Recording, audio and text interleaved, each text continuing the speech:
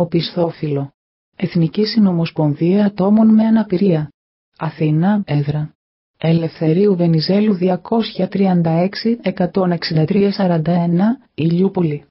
Τηλέφωνο 21099 49 8 37.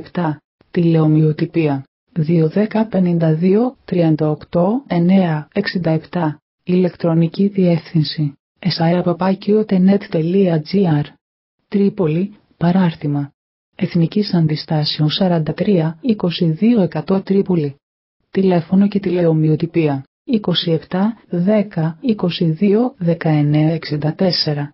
Ηλεκτρονική διεύθυνση esamea2@pel.cosmotemail.gr. Ιστοσελίδα www.esamea.gr. Facebook, Twitter και YouTube esamea.gr. Instagram NCDP Greece. Στο πλαίσιο της πράξης «Καταπολέμηση των διακρίσεων και προώθηση της κοινωνικής και εργασιακής ένταξης για τα άτομα με αναπηρία, χρόνιες παθήσεις και τις οικογένειες τους που διαβιούν στην περιφέρεια Πελοποννήσου, Αγισίλαος». Λογότυπο.